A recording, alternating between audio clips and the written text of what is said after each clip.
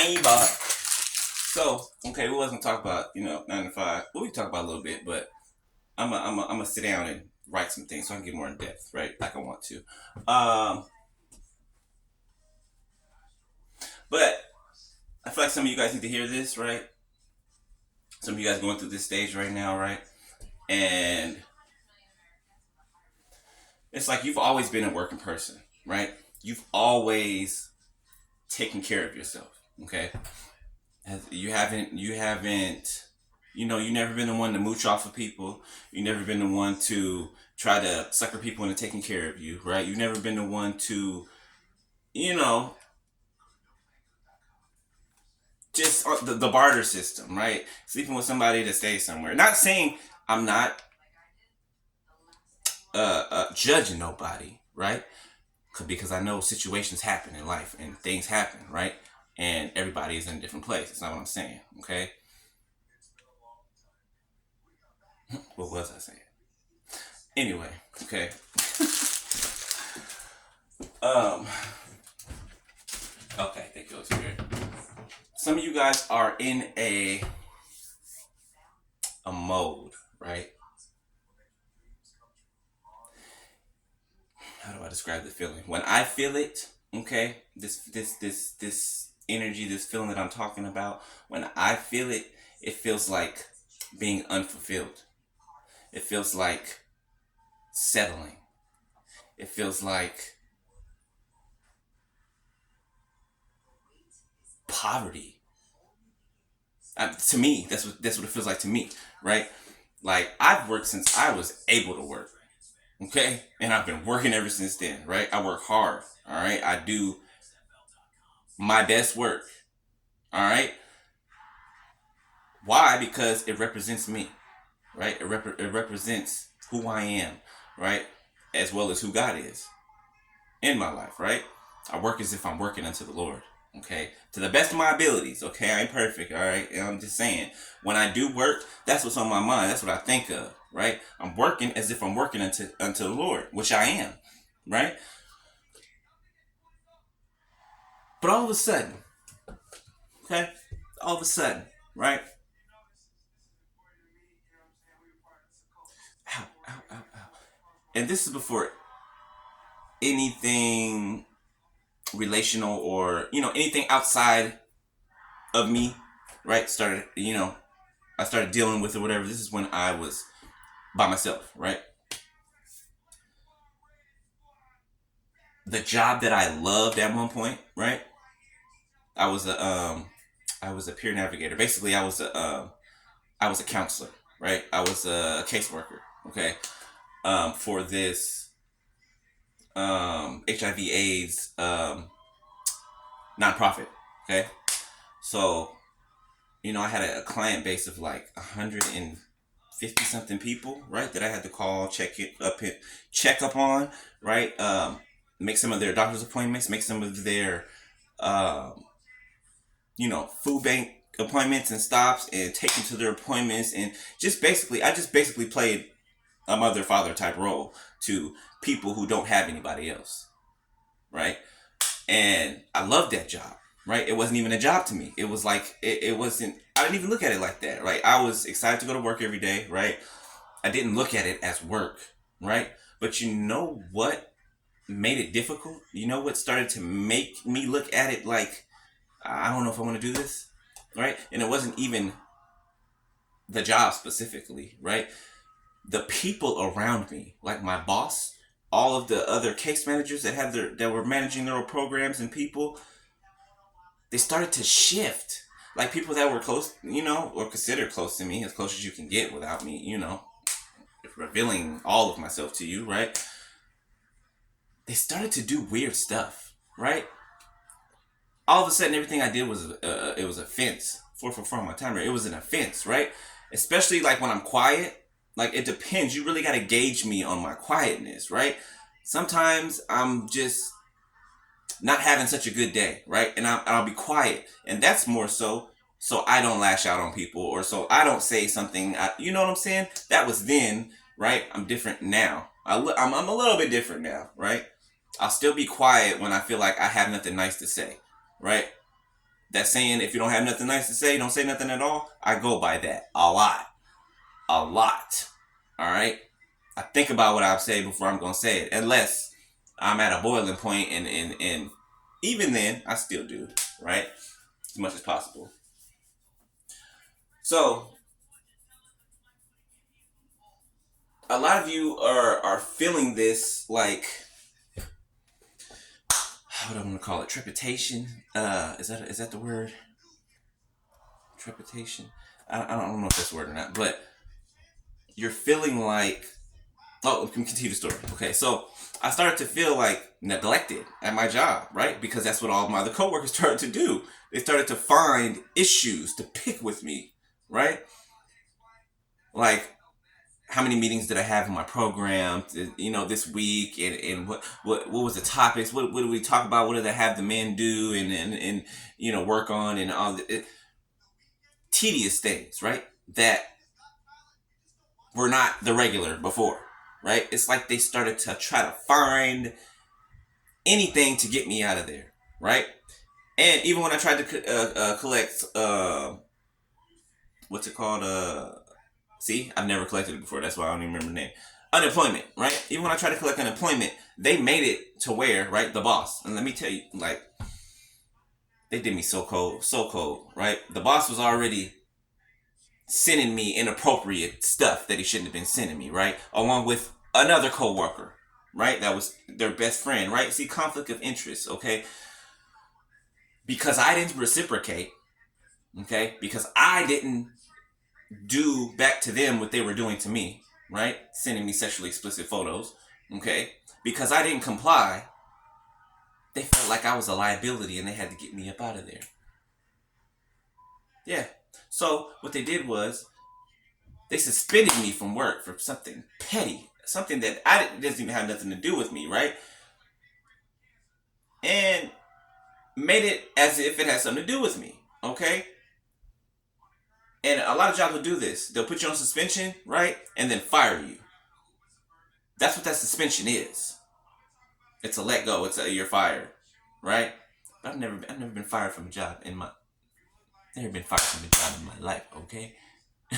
Okay? I've either quit, okay, or I've found a better job, okay?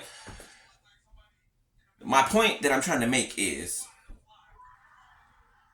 it made me dread going there every day, right? It made me dread even seeing these people's faces, right?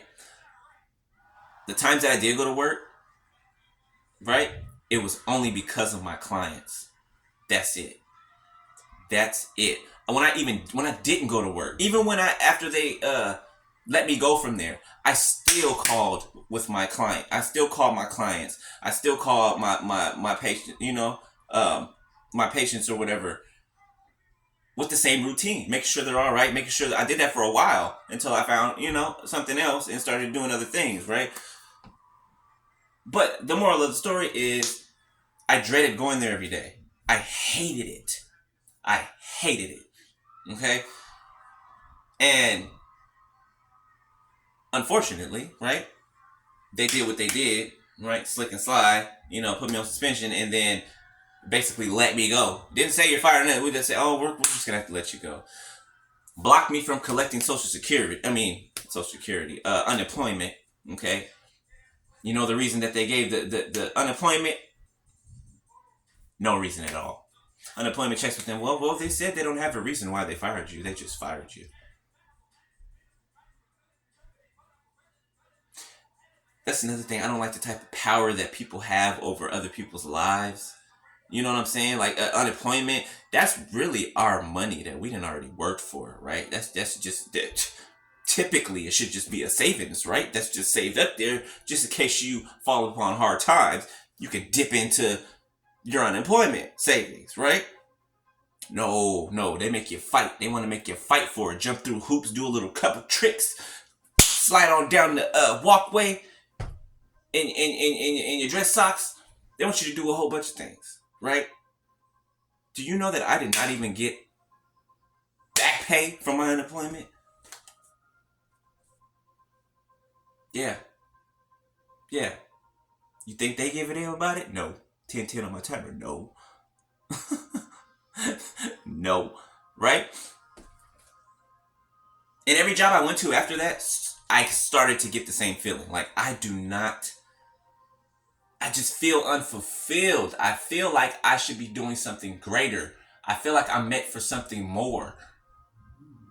And that's exactly the pull that was pulling me, right?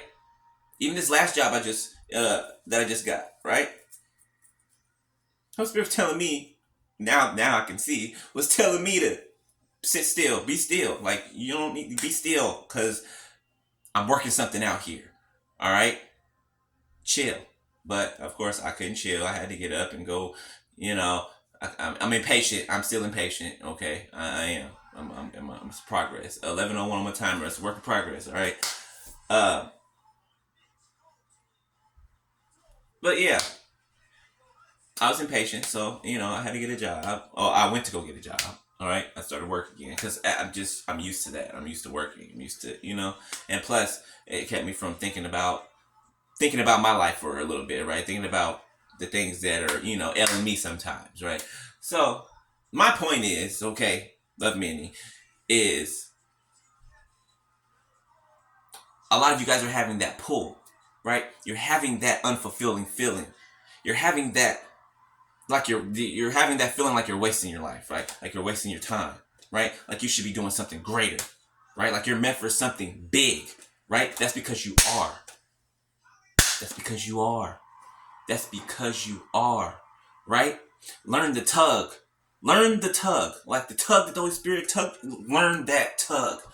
Okay? Because sometimes, a lot of the times we can be so clear for other people and to other people, but when it comes to our own situations, then we're second guessing, then we're doubting, then we're like, 12 on my timer, I said that, then we're like, I don't know. We need to have the same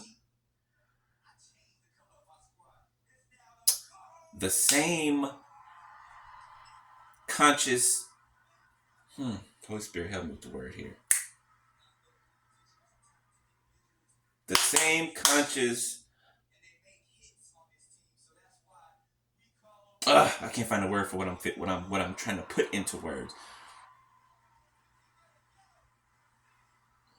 Intent is up there, but it's not intent that I want. I'm not looking for that.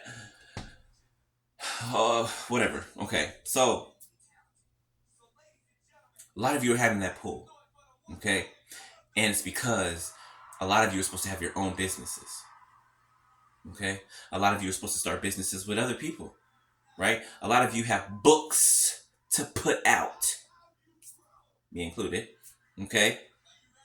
Matter of fact, a book will be coming to, a book will be in your Barnes and Nobles or your whatever bookstore momentarily. Okay, that's for me anyway. And momentarily, all right. Anyway, but books, right? Music, um, dancing. Like I was about to say, I used to be a dancer. No, I am a dancer, right? I'm doing the things that I used to do, like now. Even though I don't have a specific destination for it, even though I'm sparking those old interests, those old things that I used to do that made me feel happy, right?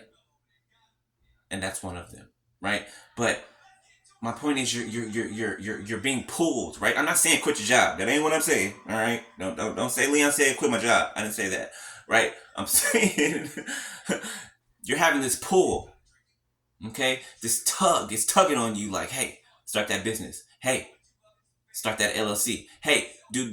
You know what I'm saying? A lot of us need to implement those things, right? If you got books that you want to write or that you have written, get them out there, right? You got whatever it is that you know the ins and the outs of, that you are the architect of, that you are the number one at. 1444, as I said that. Figure out what those things are and implement them, okay? God will take care of you while you are doing them. I'm a firm witness to that. I don't know how many times the Lord had paid my rent when I didn't know where it was going to come from, or my lights when I didn't know where it was going to come from, right? Even when I had somebody here to help me and I didn't get help, the Lord helped me, right? It was just this line that Simon's wife said on The Chosen, the series The Chosen. He said, she said, God is with me, even if you aren't. Okay? Remember that. Have that attitude. God is with me, even if nobody else is. Yeah, it might be scary. The leap of faith, right? Leaps of faith are always scary. But there's always something on the other side of that leap. Always.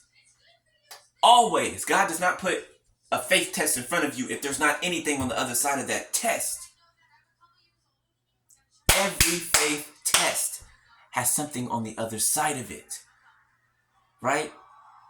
Usually it's the thing that lets you know that, hey, you had nothing to be scared of. We're not to know the outcome of things. We might get a little here, a little there. We're not to know the outcome. Otherwise, where would faith fit? What would we have to believe in if God told us everything? Okay, so you have to have faith for things. All right? You let fear stop you if you want to. You let fear keep you from moving forward if you want to, and you'll regret it. I mean, you'll have remorse. Forget regret. You'll have remorse. Remorse. Yes, it's greater than regret. Okay? Look it up. All right? Be in the headspace to move at a steady pace. Remember I talked about our momentum? Keeping your momentum, right? Keep your momentum. Do not slow down, right? Don't slow down too much, right? There are times we need to slow down, right? But don't slow down too much. 17 on my timer. Don't slow down too much. All right. Yeah. So take notice of that. All right. Now I ain't telling nobody to quit their job. I ain't telling you nothing. I'm just telling you a part of the process. That's what I'm telling you. Okay. This is a actual part of the process that we are going through. All right. This does come up. I don't know why I'm pointing back here. it comes up. Okay. So yeah, love y'all. All right. Yeah, that's it. Y'all know I love y'all. Y'all know I love y'all. Yeah. All right. All right. I'll talk to y'all later. Hey, look at that. On cue. Right before I end the video. All right, later. Peace.